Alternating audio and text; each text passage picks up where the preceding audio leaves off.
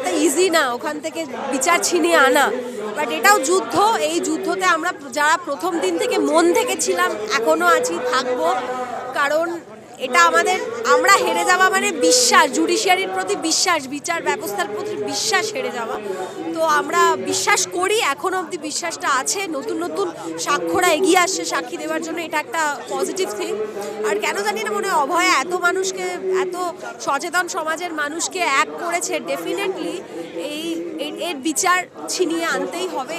আমরাই পারি, এটাই আমাদের একমাত্র পথ। সবাইকে রিকোয়েস্ট করব, অনেক হলো, আমরা যেভাবে পেরেছি, জানি এখন অনেকেই ভাবছেন আন্দোলন থিতিয়ে গেছে, এটা আমরাই পারি আবার এটাকে গণ আন্দোলন বা যেভাবে পারি প্রোটেস্ট করতে, কিছু মানে কোনো অভিসন্ধি ছাড়া একটু এগিয়ে আসি, কারণ খুব বেশি দিন নেই, কোনো দিন আমাদের সাথেও এই ঘটনা ঘটতে পারে। ওপেনলি দায়টা আমাদেরকেই নিতে হবে। কেউ, আমরা যা দেখছি আমাদের এই দায় কেউ নেবে না, সরকার এই দায় নেবে না, কেউ নেবে না, তখন কেউ কিছু জানবে না। তাই সবাই বলছে এখন জানতে জানতে সবাই আমরা যদি একটু হাতে হাত মেলাই, হয়তো এটাও পথ, কারণ পাওয়ার অফ দ্য কমন ম্যানের থেকে আর বড় কিছু হতে পারে না, এটা আমি এখনো বিশ্বাস করি।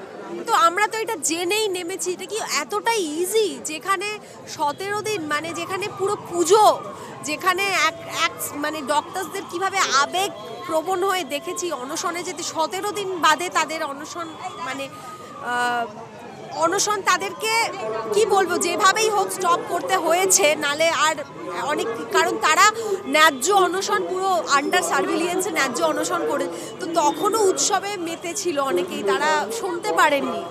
তো সব উৎসবের পর শুনেছে, তো এত ইজিলি কেউ শুনতে পারবে না আমাদের আর্তনাদ, চিৎকার। তো এটাই আমাদের পথ, এটাই, কারণ আমরা জানি if united we strong, united we stand, divided we ফল।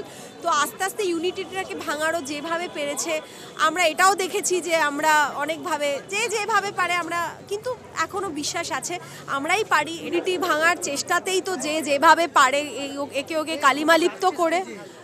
কালিমালিপ্ত করে, তো সেইটাই। বাট উই হ্যাভ টু ডিলেমি চলছে। প্রথমত পুলিশ কমিশনারের ভূমিকা, কলকাতা পুলিশ কমিশনের ভূমিকা, এবং তারপরে যখন 14ই আগস্ট রাত দখলের দিনে যখন এই কেসটা ট্রান্সফার হয়ে সিবিআই এর কাছে যায়, তারপর থেকে আমরা হয়তো ভেবেছিলাম যে এটা কেস নিয়ে কোনো একটা তদন্তের প্রক্রিয়াটা আরও দ্রুত হবে, কিন্তু আমরা দেখলাম যে তদন্তের প্রক্রিয়া দ্রুত তো হলোই না, উপরন্ত কোনো রকম হেলদোল কিন্তু সিবিআইও এখনও পর্যন্ত করতে পারলো না। এবং ডেটের পর ডেট, সুপ্রিম কোর্টের ক্ষেত্রেও আমরা দেখেছি এর আগে প্রথমে 2 দিন পিছিয়ে গেছিলো বিচারের প্রক্রিয়া, মানে ডেট পিছিয়ে গেছিলো, শুনানির ডেট। তারপরে আবারও আমরা দেখলাম যে 2 দিন পরে এই ডেটটা এলো, এবং যেদিনকে এলো সেদিনকে খুব অল্প সময়ের জন্য কিন্তু আরজি করের ব্যাপার নিয়ে কথোপকথন হলো।